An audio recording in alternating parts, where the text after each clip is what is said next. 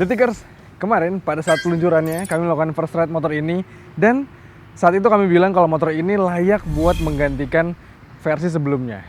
Tapi sekarang setelah mengetes jangka panjang kami jadi tahu kelemahannya dan kami jadi bertanya-tanya, apakah motor ini benar-benar layak buat menggantikan Honda ADV 150 atau mending bertahan aja di model sebelumnya. Kali ini kita akan bahas lebih lengkap tentang motor ini dia autotest dari Honda ADV 160.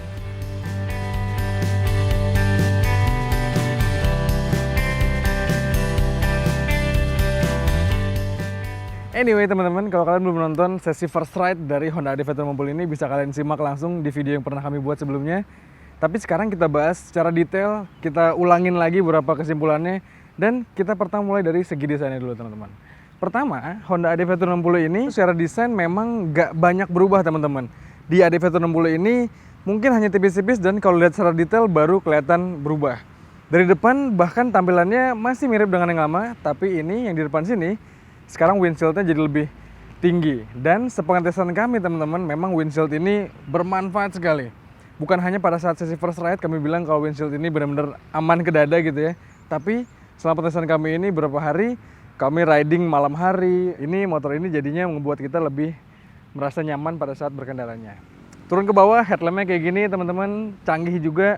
Dan kakinya yang paling kami suka adalah karakternya yang berotot gitu ya. Sok depannya Showa, diameter asnya besar, jarak mainnya pun panjang, sama di depan sini proporsi kakinya terasa tangguh banget. Bannya pakai model dual purpose dan perpaduan antara warna putih dan model pelek yang warnanya agak coklat gitu rasanya matching banget. Geser ke samping pun sama ya teman-teman, nggak terlalu ada yang berbeda. Paling kalau kalian lihat secara detail, kami udah pernah bilang juga kalau model decknya ini jadi beda. Tapi sepengetesan kami ngetes dalam beberapa rider teman-teman. Ada rider juga selain gua yang tingginya nggak terlalu tinggi gitu ya, hanya 170 cm dan ada juga yang lebih rendah dibanding itu. Tapi dengan proporsi yang sekarang, ini jadinya bisa nyaman untuk berbagai tinggi. Bukan hanya gua yang tingginya 175 cm, duduk di sini pun nyaman. Teman-teman gua juga ngerasa nyaman karena bentuk bodinya sekarang jadi lebih pipih di sininya. Bentuk decknya pun cukup lebar dan sekarang enaknya bentuk joknya ini jadinya lebih ramah untuk berbagai postur. Nah, kalau dari belakang sama teman-teman, proporsinya kokoh, gagah, tampilannya berotot gitu ya. Sama kayak depan, bagian kakinya adalah bagian favorit gua. Selain karena shocknya jumau banget, ada stiker Showa-nya di sini, ada subtanknya juga. Model peleknya yang dibalutin sama ban dual purpose gini, kelihatan lagi-lagi berkarakter banget. Anyway, kalau kalian lupa, rodanya ini belang teman-teman, belakang ring 13, depan ring 14, dan ini adalah proporsi yang pas untuk sebuah motor adventure. Oh iya, gue kelupaan juga bilang tadi di samping, warna putih ini adalah warna yang salah satu yang kesukaan gua. Tapi resiko pakai warna putih dan matte kayak gini nih, jadinya kalau ada baret-baret, mungkin kita parkir di tempat yang padat, kayaknya harus hati-hati. Karena ini motor tes yang kami pinjam ini ada beberapa baret-baret dan kelihatannya jadi tampak banget. Well, secara desain memang sulit untuk nggak suka sama ADV 160 ini. Karena di kelasnya mana lagi coba motor skutik yang harga terjangkau dan bergaya adventure kayak gini. Paling dia ketemu langsung sama Aprilia SR GT yang harganya cukup mahal. Dan dengan desain yang seperti ini, pastinya dia jadinya sangat mencolok di jalan dan nggak bosan gitu yang ngeliat matic-matic pada umumnya. ADV ini salah satu yang paling kami suka secara desain. Lanjut teman-teman, kita sekarang bahas mesinnya. Tapi sebelumnya seperti biasa kita akan mendengarkan dulu suara mesinnya. Kita nyalain dulu ya. Oke, ini keyless BTW, jadi nggak perlu repot-repot genggam mana kunci ya, karena kunci tinggal gue gantunginnya di sini nih. Kita nyalain dulu. Halus banget teman-teman, pada saat starternya halus. Suara mesinnya pun terasa lebih halus daripada yang 150, padahal kapasitas mesinnya lebih besar. Tamatin dulu ya. Oh ya, yang bikin gue salah fokus juga teman-teman, dan harus gue jelaskan ke kalian adalah model dari kokpitnya. Kemarin udah kita bahas tipis-tipis pada sesi first ride, tapi ini sekarang jadi terasa. Nah, selama pengetesan ini, menurut kami salah satu kekurangan dari ADV160 ini adalah model instrumen clusternya atau panel instrumennya yang lebih kecil sekarang. Memang ini canggih digital dan juga visibilitasnya sangat baik gitu ya, karena ditutupin sama topi kayak gini. Dan proporsinya nih, dengan ini semua besar gitu ya, tampilannya kayak lebar gitu, tapi dengan hanya speedometer atau instrumen cluster yang kecil gini, ngebuatnya jadi agak kurang proporsional. Meski demikian, instrumen cluster ini tetap sangat-sangat menarik, atraktif tampilannya, dan juga sangat informasi banyak banget di sini. Bahkan ada juga informasi-informasi yang rasanya belum dimasukkan ke ADV yang generasi ini nih. Mungkin nanti akan dibawa sama Honda. Tapi kokpitnya keseluruhan menyenangkan sekali, posisi ridingnya nanti akan gue ceritain. Sekarang kita bahas mesinnya dulu. Nah, kalau kita bahas mesinnya, pasti kita masih mengacu dengan sesi first ride kemarin. Tapi pada saat itu sesinya terbatas dan juga sirkuitnya nggak banyak yang bisa kita ngetes kecepatan maksimalnya ataupun tenaga ditarikan menengah ke atasnya. Sebelumnya kita bahas dulu mesinnya. Mesinnya ini adalah mesin yang namanya pasti tahu ya, ADV160, mesinnya berarti rentang itu, tapi kapasitas mesinnya sebenarnya 156,9 cc. Jadi masih mirip-mirip lah sama NMAX 155. Nah, mesinnya ini sekarang pakai 4 klep dan itu adalah mesin generasi terbarunya Honda ESP Plus yang tenaganya di 16 PS dan torsi 14,7 Nm. Ini adalah profil tenaga dan torsi yang sama dengan Honda PCX 160 dan karakternya pun ternyata masih sama. Nah, kayak di sesi first ride kemarin kami bilang kalau mesin ESP Plus-nya ini asik dipakai di tarikan bawah, teman-teman. Di sesi first ride kayak gitu, dan di perkotaan kami pakai pun pastinya demikian. Di tarikan bawah mesinnya terasa agresif, enak gitu ya buat slap slip, buat dipakai nanjak enak, tapi di tarikan menengahnya untuk naik dari tengah ke atas itu memang agak smooth. Dan mesin ini pun rasanya diplot untuk motor yang cocok buat perkotaan. Mungkin karakter adventure-nya itu city adventure kali ya, atau urban adventure. Kalau dipakai touring menyenangkan, dipakai nanjak-nanjak asik, tapi kalau dipakai ketemu di jalan yang lurus, jalan panjang dan kosong, mungkin agak greget nih karena tarikan menengah ke atasnya memang nggak seagresif yang tarikan bawahnya. Tapi asiknya, mesin dari Honda ADV160 ini ternyata sangat-sangat efisien, teman-teman. Kami tes sehari-hari dipakai perkotaan dan hasilnya memang agak nggak jauh dari klaimnya Honda yang di angka 43 km per liter. Kami ngetes dengan ISS off, motor ini dapat di angka 39 km per liter. Tapi kalau di ISS on kan, atau di idling stop sistemnya dinyalakan, motor ini dapat di angka 41 km per liter. Itu artinya dari klaimnya Honda, hasil pengetesan kami nggak terlalu jauh. Padahal gaya berkendara kami lumayan agresif, jadi angka segitu merupakan hasil yang cukup baik menurut kami.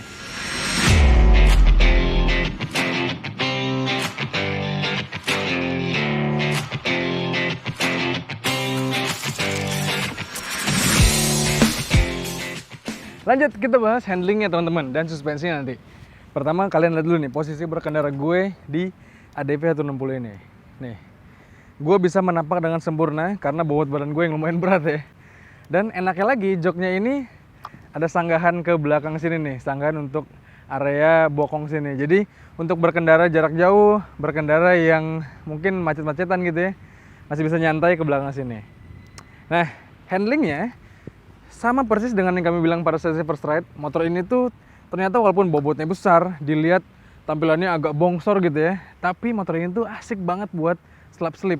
Motornya lincah, handlingnya tajam, dan menyenangkan rasanya. Apalagi dengan yang sekarang, posisi stangnya jadi lebih rendah, ngebuat kita jadi semakin sporty pada saat mengendarainya. Dan itu adalah hal yang bagus mengingat motor ini pastinya diplot untuk motor harian. Nah, suspensinya, nih kalian bisa lihat ya teman-teman. Sok depannya ini, tuh, lihat, sok depannya ini jarak mainnya tinggi banget, kayak yang tadi kami bilang, dan itu adalah suatu kelebihan dari motor ini.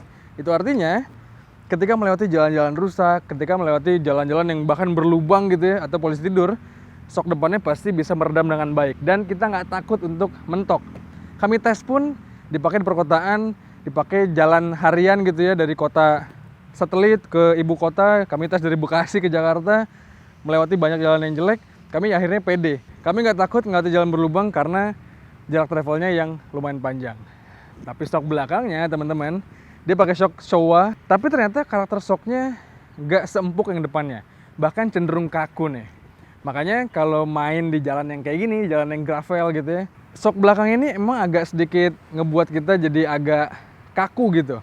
Ngebuat kita jadi lumayan sering agak kerasa nggak nyaman karena karakter soknya yang cukup keras. Dan menurut kami kalau dipakai harian, mungkin soknya bisa lebih di setel supaya makin empuk lagi. Tapi yang tadi kami bilang ya, sok yang keras gini ngebuat handlingnya jadi semakin membuat kita percaya diri. Ya plus minus lah, handlingnya sangat tajam tapi soknya agak keras dikit. Atau kalian pengen sok yang lembut tapi handlingnya mungkin nggak setajam itu. Well, menurut kami kayak gitu.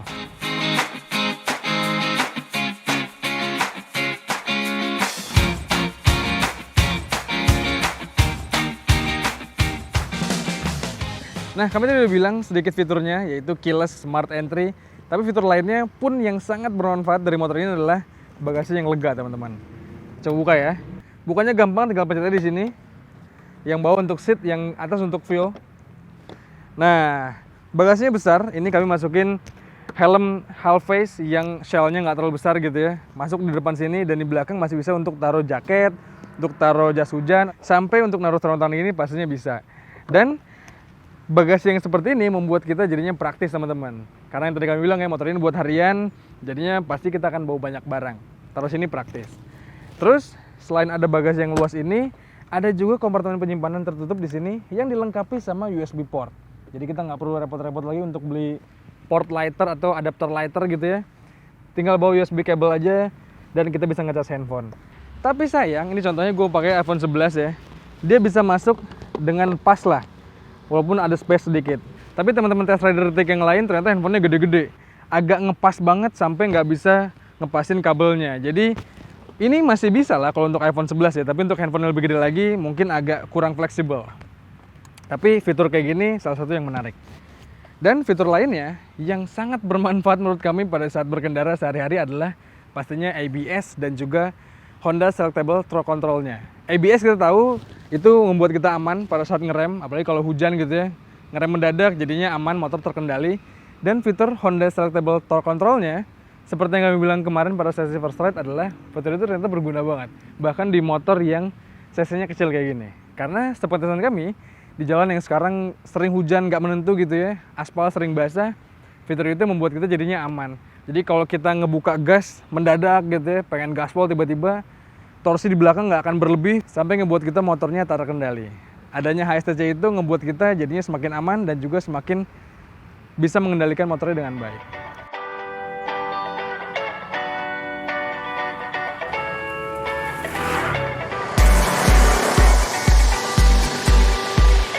Nah, dari segala kelebihan dan kekurangan tadi yang kami udah simpulkan dari Autotest kali ini, coba kami rangkum teman-teman. Kelebihannya motor ini desainnya keren, terus juga mesinnya bertenaga di tarikan bawah, pas buat perkotaan, mesinnya juga efisien atau irit bahan bakarnya, dan fitur-fiturnya pun lengkap.